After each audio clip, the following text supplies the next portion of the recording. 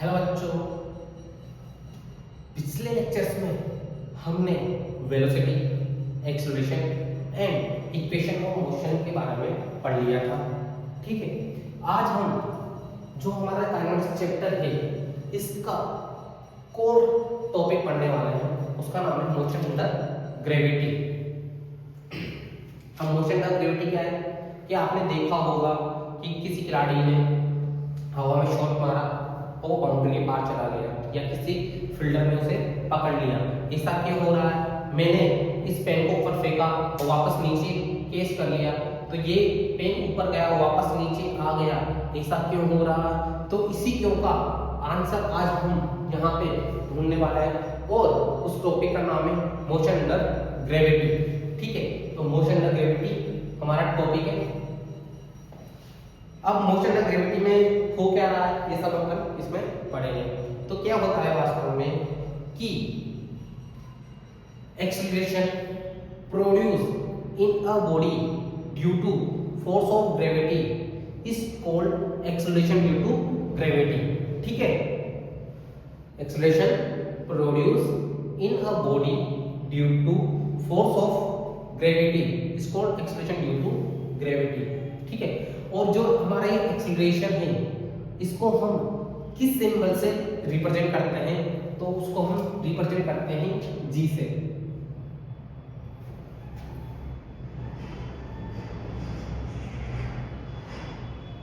ठीक है, जी से रिप्रेजेंट करते हैं। और वैल्यू क्या होती है इसकी?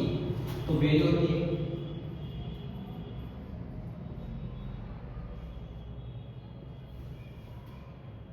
इसकी एग्जैक्ट वैल्यू होती है 9.81 मीटर पर सेकेंड स्क्वायर। लेकिन जब हम सवाल करेंगे तो इसकी और भी अलग अलग यूनिट्स में वैल्यूज आती है, जैसे 980 सेंटीमीटर पर सेकेंड स्क्वायर। कभी कभी क्या करेगा जो एग्जामिनर है वो हमें उलझाने के लिए इसकी वैल्यू हमें फीट में भी दे सकता है। तो इसकी फीट में वैल्यू होती है 32 फीट पर सेकेंड स्क्वायर। एंड और ज्यादा उलझाने के लिए वो क्या करेगा, इसकी वैल्यू आपको दे देगा पाई स्क्वायर फीट, आई स्क्वायर मीटर पर सेकेंड स्क्वायर। आपके इसमें सबसे इजी क्वेश्चन बन सकता है कि इसकी कुछ 3 वैल्यू दे देगा और आपसे पूछेगा कि इसकी कौन सी वैल्यू सही है। तो आपका आंसर क्या होगा? नन ऑफ दिस, क्योंकि ये सारी वैल्यू जी की सही है। बस क्या है, यूनिट अलग अलग है। ठीक है, जब हम इसमें आगे बढ़ेंगे तो आपने देखा होगा जी की वैल्यू क्या है? कांस्टेंट है।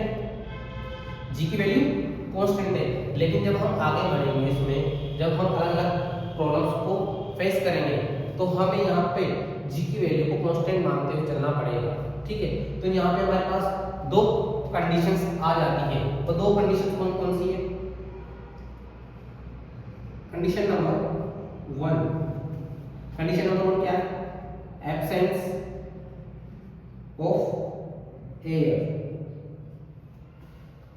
मतलब क्या है, जिस मीडियम पे बॉल ट्रेवल कर रही है उसका फ्रिक्शन क्या होना चाहिए? यहाँ पे 0 होना चाहिए। अगर 0 नहीं होगा तो हमारा एक्सप्रेशन बदल जाएगा, कांस्टेंट नहीं रह पाएगा। दूसरी कंडीशन क्या है? दूसरी कंडीशन ये है कि हाइट गेन बाय बॉडी। कौन सी हाइट है? मैक्सिमम हाइट है। Maximum height gain by the body is very less than relative to earth radius. अगर ऐसा नहीं होगा तब भी जी की वैल्यू कांस्टेंट नहीं रह पाएगी। तो जी की वैल्यू को कांस्टेंट रहने के लिए ही हम इन दोनों कंडीशनों को मानना पड़ेगा। ठीक है, लेकिन जनरल लाइफ में ऐसा नहीं होता है। जब हम किसी रॉकेट को लॉन्च करते हैं तो वहां पर फ्रिक्शन होता है, किसका? एनवायरनमेंट का। तो वहां पे हम जी की वैल्यू को कांस्टेंट नहीं रख सकते हैं, तो हमें वहां पे वेरिएबल एक्सेलरेशन यूज करना पड़ता है। ठीक है, आगे बढ़ते हैं कि मोशन का ग्रेविटी में क्या क्या है और कैसे हम उसको डील करने वाले हैं। तो आगे बढ़ते हुए इसमें हमारे पास दो केस है, मतलब एक तो है कि बॉल को मैंने वर्टिकली ऊपर फेंका और वापस कैच कर लिया, मतलब बॉल को वर्टिकली ऊपर फेंका और वापस नीचे आ गया, यानी बॉल सीधी गई और सीधी वहीं नीचे आ गई। एक है जैसे मैंने किसी बेस में शॉट मारा तो इधर से शॉट मारा और मैंने इधर आके पकड़ लिया। तो हमारे पास दो मोशन हो चुके हैं यहाँ पे। तो फर्स्ट मोशन क्या है, वर्टिकल मोशन,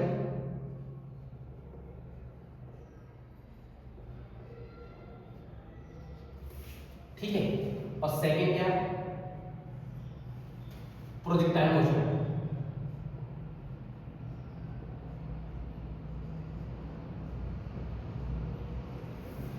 प्रोजेक्टाइल मोशन में ज्यादा बात नहीं करते हुए नेक्स्ट लेक्चर में हम इस पर पूरी डिटेल से बात करेंगे। तो हमारा आज का टॉपिक पढ़ेंगे जिसे हम डिटेल से, वो है vertical motion in motion under gravity. ठीक है, तो जब हम वर्टिकल मोशन पढ़ने वाले हैं under the motion under gravity, तो हमारे पास चार केसेस आते हैं। अब चार केसेस कौन कौन से हैं कि मैंने किसी बॉडी को सरफेस से कुछ वेलोसिटी दी और ऊपर फेंक दिया और वो ट्रेवल करते हुए वापस नीचे आ गया। नंबर वन, मैंने किसी हाइट पे खड़े होके किसी बॉडी को ड्रॉप कर दिया तो भी नीचे आ गया। ठीक है, अब मैंने किसी बॉडी को किसी हाइट से थ्रो कर दिया तो भी नीचे आ गए। ठीक है, तो तीन केसेस तो ये हो गए। अब एक केस कौन सा है, एक केस कौन सा है सर, तीन ही केस आ रहे हैं मेरे दिमाग में। सोचो एक केस कौन सा हो सकता है, नहीं सोच पा रहे हैं, अरे सोचो यार, नहीं सोच पा रहे, सोचिए, बहुत सिंपल सा। एक को मैंने किसी हाइट से और ऊपर फेंक दिया और नीचे आ गया, तो थर्ड केस। ठीक है, तो चार केसेस हो गए। हमारा फर्स्ट केस क्या है, फर्स्ट केस है हमारा case first, if a body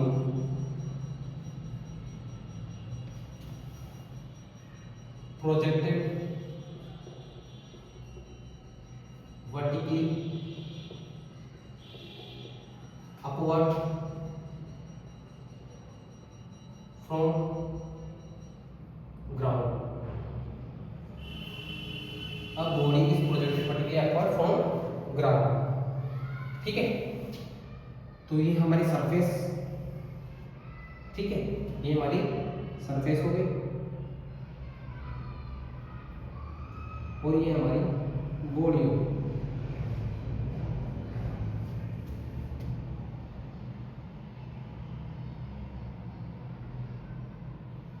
अब क्या हो रहा है, हमने इसको क्या दे दिया, एक वेलोसिटी दे दी, इनिशियल वेलोसिटी। ठीक है, जब बॉडी को इनिशियल वेलोसिटी, बॉडी पे क्या है, बॉडी किस पे है, अर्थ की सरफेस पे, अर्थ के एनवायरनमेंट में, अर्थ के ग्रेविटेशनल फील्ड में है, तो बॉडी पे क्या लगेगा, क्या लगेगा, एक्सेलरेशन ड्यू टू ग्रेविटी। तो अर्थ क्या करेगी, इसको नीचे अपनी ओर खींचने की कोशिश करेगी, तो इस पे क्या लग रहा होगा, नीचे की एक्सेलरेशन लग रहा होगा, इसकी वैल्यू क्या होगी, जी के बराबर होगी। ठीक है, अब क्या होगा, बॉडी धीरे धीरे ऊपर जाएगी,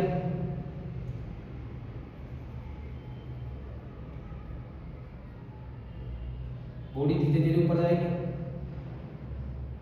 मान लेते बॉडी यहाँ पे दिख गई हवा, तो इस पे क्या होगा, कुछ वेलोसिटी होगी यहाँ पे भी, और नीचे क्या होगा, एक्सेलरेशन ड्यू टू ग्रेविटी।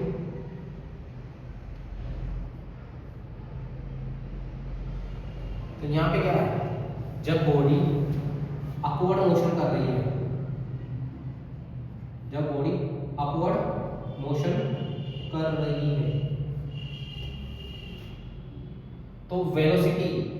और जी की डायरेक्शन क्या है, ऑपोजिट डायरेक्शन।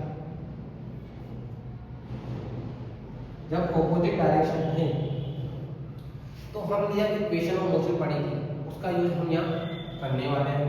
तो हमने इक्वेशन ऑफ मोशन पढ़ी थी तो वो वेक्टर फॉर्म में पढ़ी थी, ठीक है। तो पार्टिकल यहाँ पे मैंने क्या है, डायरेक्शन की बात आ चुकी है। तो मैं अपने कन्वीनियंस के लिए डायरेक्शन फिक्स करने वाला हूँ। तो पार्टिकल ऊपर जा रहा है तो मैं अपवर्ड डायरेक्शन को क्या मान लेता हूँ, पॉजिटिव मान लेता हूँ। अपवर्ड डायरेक्शन को क्या मान लिया मैंने, पॉजिटिव, और डाउनवर्ड डायरेक्शन को क्या मान लिया मैंने, नेगेटिव, ठीक है। तो जो डाउनवर्ड डायरेक्शन में होंगे वो सभी फिजिकल क्वांटिटीज क्या होगी, नेगेटिव होगी। जो अपवर्ड डायरेक्शन में होगी वो सभी फिजिकल क्वांटिटी क्या होगी, पॉजिटिव होगी, ठीक है। तो यहाँ पर वेलोसिटी क्या होगी, पॉजिटिव, और यहाँ पे एक्सेलरेशन क्या होगा, नेगेटिव। अब देखो वेलोसिटी तो पॉजिटिव है और एक्सेलरेशन नेगेटिव है, तो एक्सेलरेशन क्या करेगा, इसकी वेलोसिटी को धीरे धीरे कम करेगा। तो इसका कारण जैसे क्या है, बॉडी जैसे जैसे ऊपर तक जाती जाएगी तो वेलोसिटी धीरे धीरे कम होती जाएगी और एक टाइम ऐसा आएगा जब वेलोसिटी क्या हो जाएगी, जीरो हो जाएगी, ठीक है। तो वो टाइम आ जाएगा, चलो देखते हैं टाइम कब है। कि मान लेते हैं बॉडी यहाँ तक गई तो यहाँ पर वेलोसिटी क्या होगी, जीरो हो गई। जब वेलोसिटी जीरो हो गई तो क्या इसमें तब भी एक्सेलरेशन लगेगा क्या, यस लगेगा, और उसकी डायरेक्शन क्या होगी, डाउनवर्ड, ठीक है। और ये क्या होगा, नेगेटिव। जब बॉडी ऊपर मैक्सिमम हाइट गेन कर ली, जब बॉडी ने मैक्सिमम हाइट गेन कर ली तो बॉडी क्या करेगी, वापस नीचे आएगी। पर ऐसा क्यों, नीचे क्यों आएगी, नीचे इसलिए आएगी क्योंकि एक्सेलरेशन ड्यू टू ग्रेविटी, ये एक्सेलरेशन से नीचे लेके आएगा। अब जैसे नीचे लेके आएगा तो मान लेते हैं कि बॉडी किसी टाइम पे यहाँ पे है, जब यहाँ पे है तो वेलोसिटी किधर है, नीचे की ओर, जी किधर है, नीचे की ओर, ठीक है। तो ये कौन सी मोशन है, डाउनवर्ड मोशन।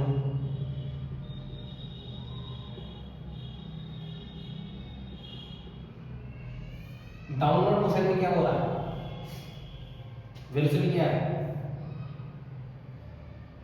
वेलोसिटी क्या है, नेगेटिव, वेलोसिटी नेगेटिव, और जी क्या है, वो भी नेगेटिव। जब दोनों नेगेटिव है तो एक्सेलरेशन क्या करेगा, इसकी वेलोसिटी को बढ़ाएगा। तो ये कौन सी मोशन है, एक्सेलरेटेड।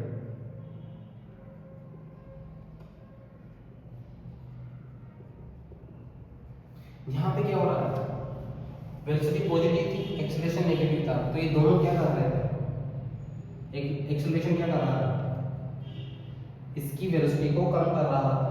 तो ये क्या है, D acceleration, D accelerated motion.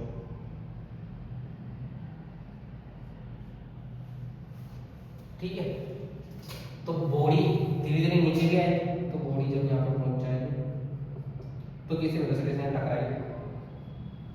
हमें पता नहीं है वेलोसिटी क्या होगी, जी क्या होगा, जी हमेशा नेगेटिव होगा, और वेलोसिटी भी क्या होगी, नेगेटिव। क्या वेलोसिटी जीरो हो जाएगी क्या, just collision time velocity zero नहीं हो, उसके कुछ समय बाद वेलोसिटी जीरो हो जाएगी। ठीक है, तो अब हमने यहाँ पे ये तो डायग्राम को पूरा देख लिया है। ठीक है, अब हम आगे बढ़ते हैं कि हम यहाँ से क्या करना चाहिए। तो जब पार्टिकल ग्राउंड से मैक्सिमम हाइट गेन करी तो उसको कितना टाइम लगा, कितनी मैक्सिमम हाइट गेन करी, कितनी मैक्सिमम हाइट गेन करी, इसका हमें पता लगाना है। ठीक है, जाने में कितना समय लगा और आने में कितना समय लगा, ये दोनों पता लगाएंगे। तो हमें सबसे पहले क्या निकालना है, टाइम। कौन सा time, ascending time, descending time. ठीक है, तो निकालते शुरू करते। आप लिखना चाहो तो लिख लें, स्क्रीनशॉट भी ले सकते हो आप। ठीक है, तो आगे बढ़ते हैं।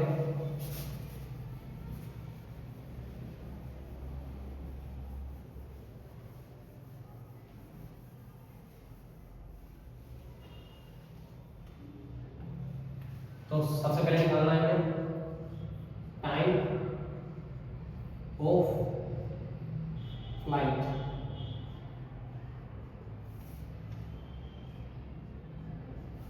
तो टाइम ऑफ फ्लाइट में हम सबसे पहले क्या निकालेंगे, असेंडिंग टाइम। ठीक है, तो असेंडिंग टाइम क्या है, जब पार्टिकल ग्राउंड से चलना शुरू किया और मैक्सिमम हाइट तक पहुंचा।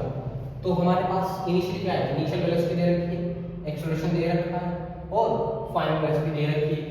तो ये सब इक्वेशन ऑफ मोशन की कौन सी इक्वेशन में आते हैं, क्या आप हमें बता सकते हो? बता सकते हो क्या? यस, इक्वेशन ऑफ मोशन की फर्स्ट इक्वेशन में। ठीक है, तो वो क्या है, v is equal to u plus a t. v क्या है, टॉप पर वेलोसिटी, u क्या है, बॉटम पर वेलोसिटी, a क्या है, एक्सेलरेशन ड्यू टू ग्रेविटी, और t क्या है, t असेंडिंग टाइम। तो अगर हम इसकी वैल्यू पुट करते हैं तो यहां से देखने में क्या लगता है कि टॉप पर वेलोसिटी कितनी है, 0, बॉटम पर u पॉजिटिव है, नेगेटिव, पॉजिटिव है। एक्सेलरेशन कहां लग रहा है, ऑलवेज डाउनवर्ड। एक्सेलरेशन क्या है, नेगेटिव,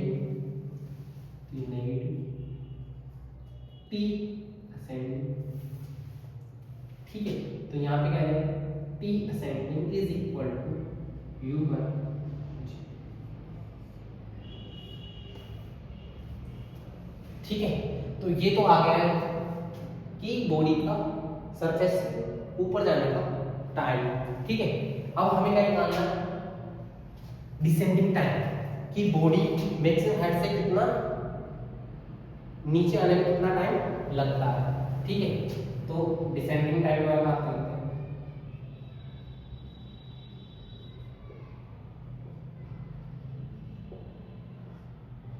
टी डिसेंडिंग,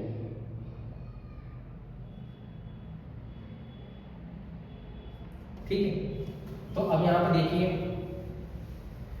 जब हम डिसेंडिंग टाइम के बारे में बात कर रहे हैं तो बॉडी हम क्या मानेंगे, यहाँ पे है, फिर बॉडी यहाँ से यहाँ तक ट्रेवल करेगी। तो जब बॉडी यहाँ पे है तब उसकी इनिशियल वेलोसिटी कितनी होगी, डाउनवर्ड डायरेक्शन में कितनी होगी, 0 होगी। ठीक है, जब तो इनिशियल वेलोसिटी आ गई, फाइनल वेलोसिटी क्या होगी, कुछ होगी भी, हमें पता है क्या, नहीं है। ठीक है, तो यहाँ से यहाँ आ चुकी है, एक्सेलरेशन है, एक्सेलरेशन ड्यू टू ग्रेविटी है। ठीक है, तो यहाँ पे क्या होगा कि वही इक्वेशन हम वापस यूज करते हैं। ठीक है, तो हमारे पास क्या है, v top is equal to, नहीं इसको ऐसा नहीं करेंगे, v is equal to u plus A. ठीक है, डिसेंडिंग टाइम के बारे में बात करें तो हमारे पास अब ये जो वेलोसिटी है ये क्या हो जाएगी, बॉटम पर हो जाएगी। ये कौन सी हो जाएगी, टॉप वाली, और ये एक्सेलरेशन ड्यू टू ग्रेविटी, और ये डिसेंडिंग टाइम। तो यहाँ से हमारे पास क्या आएगा, ये वाली वेलोसिटी क्या हो गई, 0, सिर्फ ये बचा, और ये क्या है, नेगेटिव है। तो v भी बराबर माइनस g t डिसेंडिंग। तो t कितना है,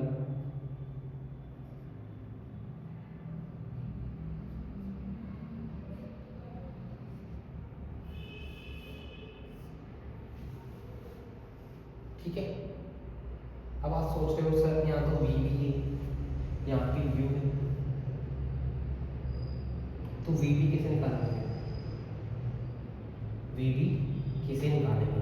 ठीक है, तो अभी तो आप ये समझ लीजिए कि जो v भी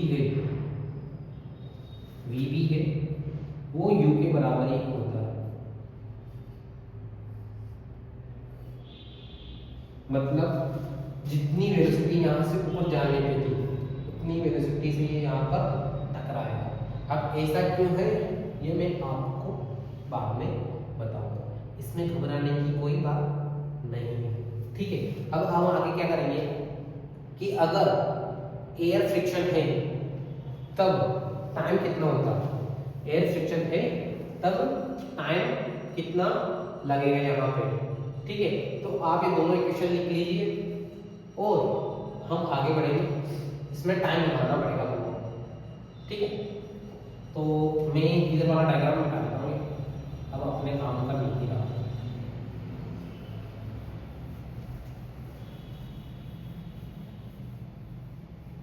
किसी को घबराना नहीं है,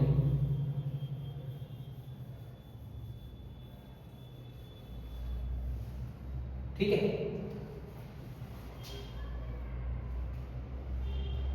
when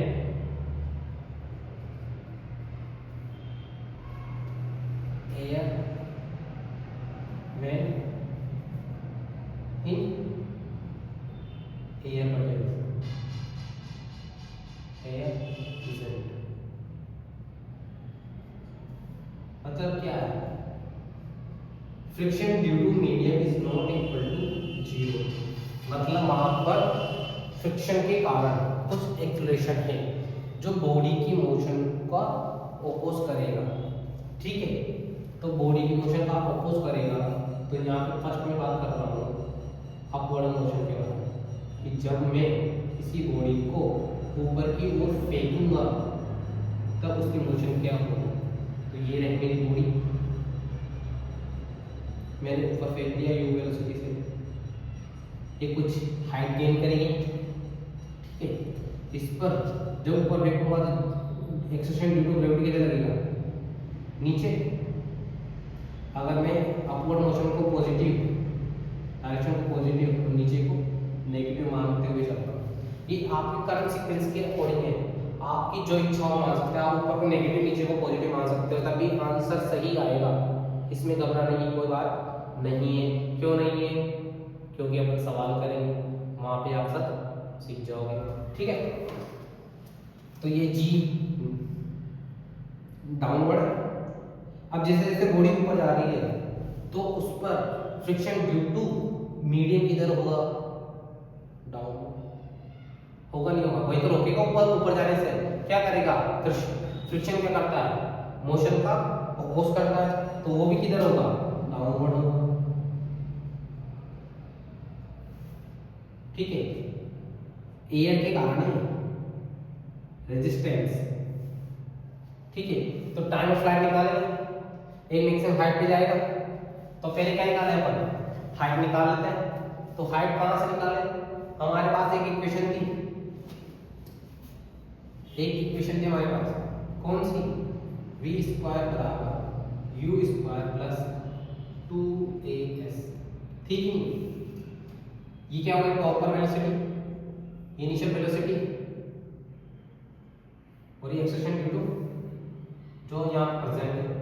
तो जब ये टॉप पे पहुंच जाएगा तब वेलोसिटी क्या हो जाएगी, जीरो, इनिशियल वेलोसिटी है इसके पास, तो यहाँ पे zero is equal to u square, ठीक है। तो ये कितना लगेगा यहाँ पे, नेट एक्सप्रेशन क्या होगा यहाँ पे, ए नेट जी प्लस ए, ठीक, वो किधर होगा, डाउनवर्ड होगा नेट। तो यहाँ पे क्या आएगा, माइनस जी प्लस ए आर, और एस की जगह लेंगे एच, हाइट लिखेंगे, तो यहाँ से यू की वैल्यू आ जाएगी अपने पास। अब आप सोच रहे हो कि सर यू क्यों निकाल रहे हो, क्या जरूरत है इसकी, आपको अभी कुछ पल में ही पता चल जाएगा। अब यहाँ पे स्क्वायर है, तो स्क्वायर हटाना है तो मुझे क्या लगाना पड़ेगा, स्क्वायर रूट, ठीक है। तो इस वैल्यू की हमें जरूरत पड़ेगी, ठीक है। अब यहाँ पे हमारे पास एक और इक्वेशन है, v बराबर u प्लस ए, टॉप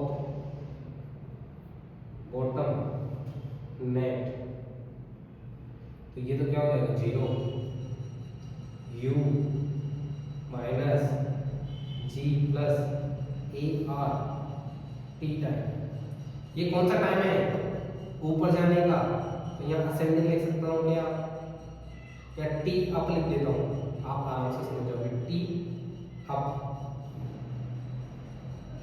तो यहाँ पर यू की, यहाँ से यू की वैल्यू इसमें डाल सकता हूँ मैं। जब यहाँ से यू की वैल्यू इसमें डालेंगे तो यू की वैल्यू आएगी अपने पास रूट, आई मीन टी की वैल्यू आएगी अपने पास T up 2h by g plus A R. तो ये क्या हो गया, टी अप हो चुका है, यानी किसी बॉल को फ्रिक्शन की प्रेजेंस में, एयर फ्रिक्शन की प्रेजेंस में ऊपर फेंकेंगे तो उसको मैक्सिमम हाइट गेन करने में कितना टाइम लगेगा। तो सर जब वो ऊपर से नीचे आएगी तब कितना टाइम लगेगा, क्या बता सकते हो क्या?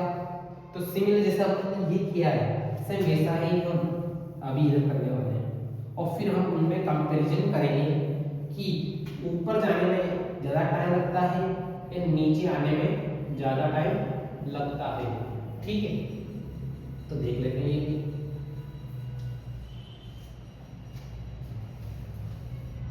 डाउनवर्ड मोशन,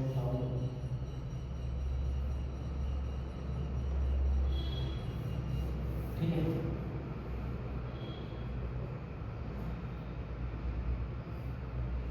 जब डाउनवर्ड मोशन है तो वेलोसिटी किधर होगी, नीचे,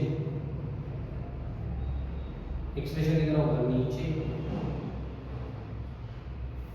ठीक है, अब मैं क्या करूँ, अपने करंट सीक्वेंस के अकॉर्डिंग किसी को भी पॉजिटिव किसी को भी नेगेटिव मान सकता हूँ। मैं अभी भी अपवर्ड डायरेक्शन को क्या मानूंगा, पॉजिटिव, क्योंकि मुझे यही अच्छी लगती है, पॉजिटिव नीचे नेगेटिव। तो ये क्या होगा, नेगेटिव, ये क्या होगा, नेगेटिव। इसको v की जगह u बोल देता हूँ, ज़्यादा दिक्कत नहीं आएगी। और एयर रेजिस्टेंस कितना होगा, पॉजिटिव। ठीक है, इसको सोल्व करने के लिए अपन को वही बात, जो ये बात हमने इधर दोहराई, वही बात इधर दोहराऊंगा। तो यहाँ पर using third equation of motion क्या आएगी, उससे क्या वैल्यू आएगी, u is equal to root 2h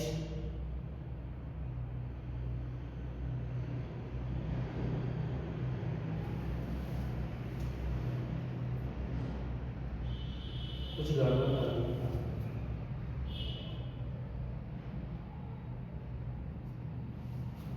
ठीक है, 2h g, अभी ये डाउनवर्ड लग रहा है, डाउनवर्ड लग रहा है, दोनों ही नेगेटिव है, ये दोनों नेगेटिव है, ये g नेगेटिव है और a पॉजिटिव है। तो यहाँ पे क्या है, जब हम a नेट लिखेंगे, a नेट क्या आएगा, माइनस g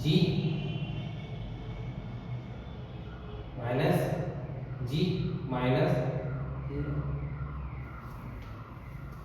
किधर आएगा, ऊपर कि नीचे, जब बॉल नीचे जाएगा तो नीचे तो आएगा। ठीक है, तो हम यहाँ पे वैल्यू पुट करेंगे g माइनस ए आर, और इसी वैल्यू को जब हम फर्स्ट नाउ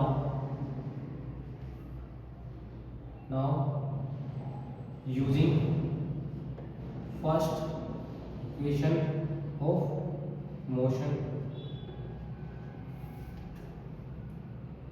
क्या है, t down is equal to root 2h g plus A r, यहाँ पे प्लस करना पड़ेगा, प्लस।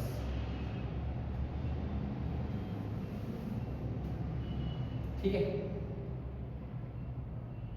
आप भी सोचते हो माइनस क्यों लिख दिया सर, तो g प्लस ए आर।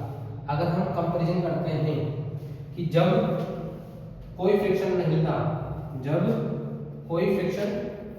था, तो t असेंडिंग और t डिसेंडिंग दोनों की वैल्यू क्या रहेगी, u बाई जी। लेकिन जब फ्रिक्शन यहाँ पे क्या है एफ एम इक्वल टू 0 और यहाँ पे क्या है f, then p up is equal to root 2h by g minus a are.